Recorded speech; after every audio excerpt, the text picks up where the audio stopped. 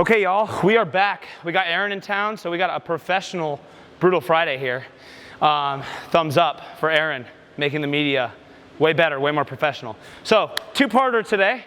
We got 15, 10, 5 log bar muscle ups and thrusters at 115, 80 pounds for the females. 30 reps of each there to start. Log bar muscle ups, we're doing them because the Rogue Invitational is right on the horizon, and I gotta be efficient on that log.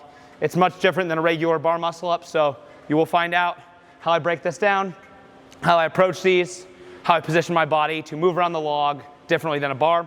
We're gonna rest 5 minutes, then we're gonna go into this big old chipper, 50 chest to bars, 40 Cal Ski, 30 single arm shoulder overhead with a dumbbell, 20 deadlifts, 275, 10 wall walks to a 3-inch deficit. I know it's hard to read. 50, 40, 30, 20, 10. We got 2 workouts back to back. I'm assuming the first one's gonna be limited by the skill of the log. So the thrusters are a little bit irrelevant. Could maybe just gas yourself out if you go too quick. But the log cadence there matters. And then this one is about how you handle the shoulder overhead pacing and how you buy into that. If you buy in too aggressive, you're gonna fall apart on the shoulder overhead. If you buy in too slow, you're gonna fall behind and not be able to catch up. So, Brutal Friday. Oh man, what volume are we on? I don't even know. We're just gonna do a workout, you're gonna watch. Probably hard to mimic this one at home, so you could do this with regular bar muscle ups at home if you want, or add fat grips to your bar and do them on that. And you will get as close to the log as you can. But this second part is doable for anyone too. So if you wanna do this full thing, I would say regular bar muscle ups or fat grip muscle up, and then do this as written. Here we go. Wow, nice, so slick. So slick. 3, 2, 1, go. Okay, log bar muscle ups. You're probably like, I don't have access to this thing. And this is probably the first Brutal Friday I've posted where I don't expect you guys to do the same version as me because no one really has a log. This is something I put up for Rogue Invitational training, and it's one of those that is, you just train year round. You just train at a certain part of the year. So I will train the log going into Rogue now that I've qualified for Rogue. And I'll also train that horizontal pegboard because those are 2 movements that are likely to come up at Rogue. So you can see from the beginning, the cadence with this is singles.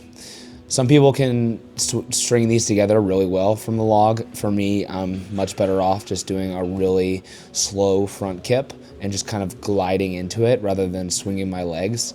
I kind of leave my feet almost in like a strict manner where they don't do much on that front swing. It's kind of just my torso going forward, my hips staying in the same spot. I'm really trying to minimize that front swing so my hands don't fall off the log because it's really slick. It's hard to stay wrapped around and turn over that thing if you get a big kip.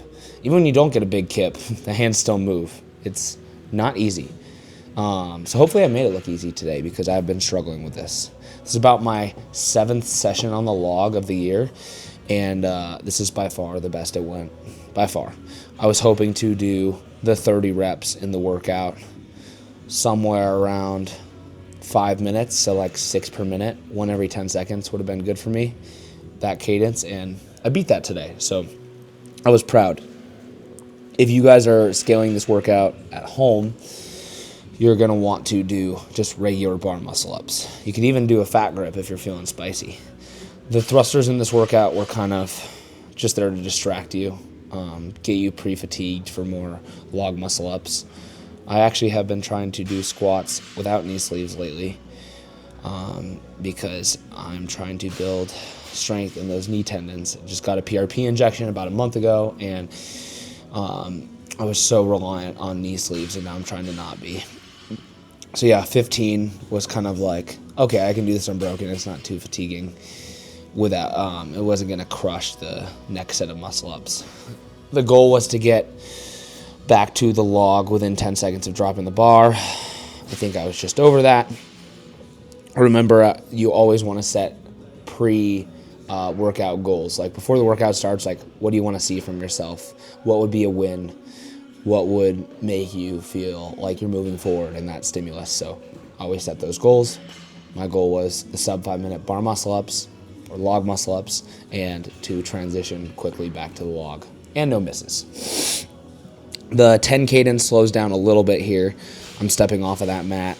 And the reason I'm starting on the mat is so I can start with my grip fully on it and I don't have to jump up and redo my grip or like lose my grip at the top. So yeah, we're on that set of 10 here. The 15 was half the workout, so the 10 and 5 are the other half, even though there's more transitions and you're more fatigued. So you really, you know, in that middle section of the 10, this is where you have to be most disciplined. 5, you just have to close. You're really just trying to, at this point, stay as close to that cadence you set for yourself.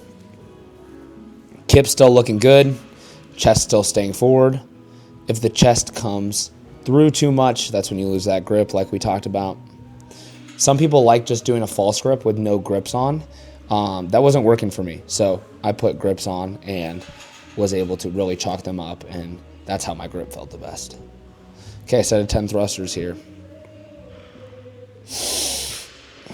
Let you guys watch me do thrusters for a sec. I'm not really pulling the bar down. I'm just kind of flowing with this, trying to breathe through it so it doesn't fatigue the next set. Because there's still a lot of work coming up in that chipper. Okay, so now we just got 5 reps left. One more quick set of chalk. Tried to only chalk before the set started. That was another goal. And let's knock out 5. Turnover still looks solid. We got no chicken wing going on. A chicken wing is where one arm comes over before the other. You're kind of disoriented in the kip a little bit when you're doing chicken wings. So I was trying not to do that. I think some people have the chicken wing to get over the log, so that's good I'm not having to. It's crazy how good people are getting at this log. Our sport just keeps innovating. Keep having to buy new equipment and build new gear. Thanks, CrossFit. But yeah, this was mostly grip too. My grip was the most fatigued from this, like my fingers, tips of fingers from really trying to go over the log. So, last 5 thrusters. We finished this right around 5 minutes and 25 seconds, I think, which was very good. I was happy with that. Very happy. Like I said, first time the log's gone that well. So now we're going to rest 5 minutes, and we're going to go to the next piece. And the next piece is going to have a completely different view and completely different setup because it's a new workout. So this new workout starts with 50 chest bars. Then it goes 40 Cal Ski, 30 single arm shoulder overhead with 100, 20 deadlifts, 10 wall walks to a deficit. So 50 chest to bar, big chunk off the bat. We're going to start this thing in 3, 2, 1, go. Okay, so 50 chest to bar. I went into this with pre-fatigue grip. Lungs were revving a little bit, but not too bad. You know, I'm pretty good at chest to bar. I feel like I can pull really well. I got a really efficient kip. What makes my kip efficient is my legs and hips are doing most of the work. They're very much assisting my arms. And people make fun of the pull up when it looks like this, but it's super efficient for getting work done, and that's why we do it. Not that I don't have the strength to do it strict, but because we're trying to work for efficiency. So 50 at the bat, my goal was split once, like a 30-20, and I ended up just doing this whole set unbroken, because why not?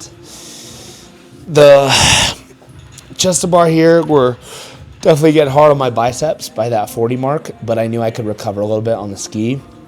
I didn't want to crank the ski anyway, because the limiter of this workout were going to be the 100 shoulder overhead coming up with the 30 shoulder overhead coming up with the 100. Watch that. 100 with the 100 would not be fun. But yeah, we're going ski here. The pace is nice and chill. I think I was on this thing for over 2 minutes, which means my pace was pretty slow. But this was the slow point of the workout, so I could push really hard at the back half. There's sometimes a machine, I think I talked about this in one of my past videos, a machine is going to be kind of the, just transitionary point where you can only go, if you go too fast, it just screws you up, so everyone's kind of holding that same pace. This is kind of one of those machines here, where it's like pushing it does you no good. All it does is kind of just screw you over for the next parts, and actually will give you a slower time. There's so much shoulders coming up after this that I need to save my shoulders as much as I could. So, yeah, ski form, let's talk about it. Knees do a slight bend on the pull down. Back stays very neutral and straight, brace through the core. I'm pushing my butt back, going into more of a hinge position, but not allowing my back to do a Jefferson curl. This right here is allowing me to be efficient with my legs and arms together. If I'm keeping the knees extended, what happens is I use too much arms and back. If I'm doing too much flexion in the knees, I'm going in too much of a squat. My legs are going to get fatigued way quicker than they should. So, yeah, I've been on the ski now for a minute. I think I'm skiing at 1100 in this workout to be able to recover for what's next. Remember, my arms are blasted from those chest to bars, so the first minute on the ski was definitely harder than the second minute because they were recovering while I was on the ski erg. I set everything up close quarters, open style, so I could be able to just get right to the next thing and rest as little as possible, so it would force me to that next implement. And yeah, I try and set my workouts up like this anytime I'm trying to get the fastest time possible. Now on a competition floor, they're not going to set everything up right next to each other. You're going to flow to the next thing, but this is how I would set it up in this circumstance to get the best time possible. So transitioning to the dumbbell, which I thought would be the hardest part of the workout. This right here, this 100 kind of screwed me up at the games, I would say.